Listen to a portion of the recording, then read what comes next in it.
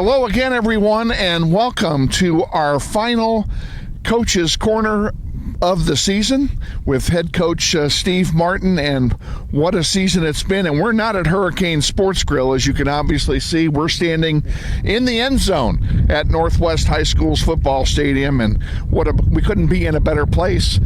You don't get to play here this time. You have to go on the road, really a true road game, as you're going to go clear across the state to Pittsburgh and take on Shawnee Mill Valley.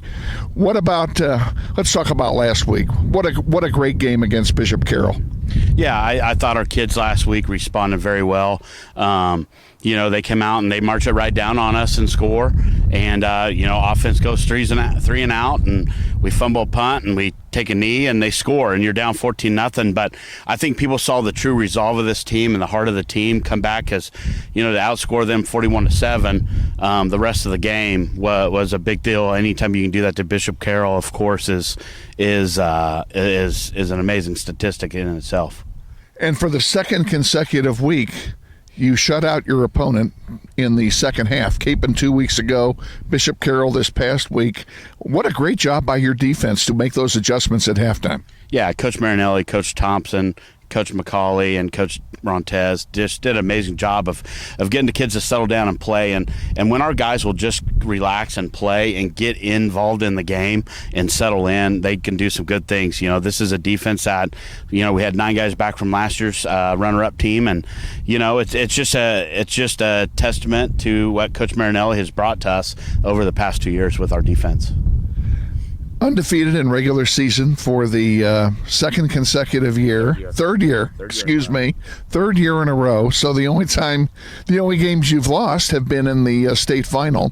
One against St. Thomas, one against Mill Valley a year ago. So this is kind of a payback visit. Well, it's a funny statistic. We're 44-4 in the past 4 years with this senior group.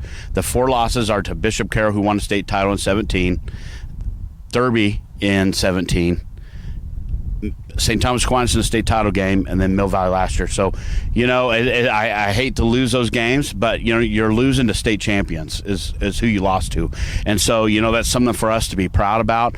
But, yeah, absolutely. We had this game circled on the schedule. Our guys didn't want to play anybody else but Mill Valley. So it's going to be I think it's going to be a physical contest. And, our guys are excited to get on the road back to Pitt and try to win this thing for Northwest.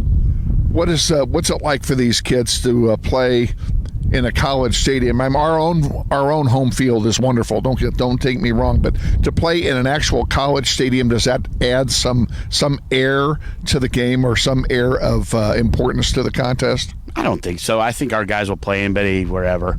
If we went down and played state title game at WSU or our friends or over at Heights, I don't think it'd matter. Our guys just want to play in the game. Coach, we can't give credit enough. Of course, we give plenty of credit to you. You've headed up this program. You've done such a wonderful job with these kids, but you have an awful lot of good help, and we really need to give them some kudos. Tell us about your assistant coaches.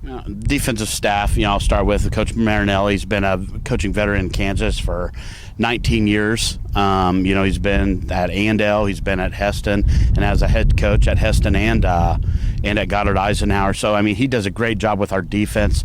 Kind of a lifelong member at Northwest High School is Jonathan Thompson.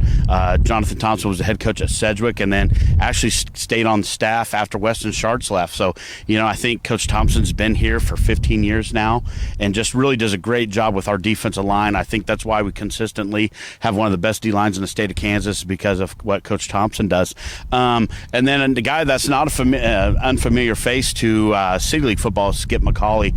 Skip coaches our defensive back. Skip's been at Bishop Carroll. He's been at West High. He's done just a tremendous job with the veteran group. And then Rontez Grayson coaches our outside linebackers. And, he's brought a new taste. Rontez is from Houston, Texas, and he played at Washburn, came up here, and, he's done a tremendous job. So those guys on defense have just done an amazing job. And then on offensive side of the ball, Coach Westhoff's been with me since I came here in 9 years. Is just, one of those guys that you can always depend on, who's done a great job with our offensive line now for the past 7 years. We don't win a lot of games without our offensive line. A newcomer who's actually started in 259 12 years ago with me, Michael Johnson, just came over last year with us from from West High, and he's our special team coordinator and is assistant offensive line coach. And Coach Johnson brings a very wealth of knowledge from a championship program that he grew up in Oklahoma. And then Coach Lopez is our co-offense coordinator with me, and he's our wide receiver coach, and just does an amazing job there. And then last but not least is Dalton Cross. Dalton is my stepson, who's been coaching with us this year to fill in for a late addition. And he just brings a lot of excitement to the kids. He relates well to them, and he's down there cheering for those guys, and so he brings a little bit of energy. So those guys have done a great job. They've worked their tails off this year, and they're one of the reasons why we're 10-0 and we're right back in the game. They give a great amount of hours that's unseen when it's dark and no one's around, and they just consistently do what they need to do to get us where we are.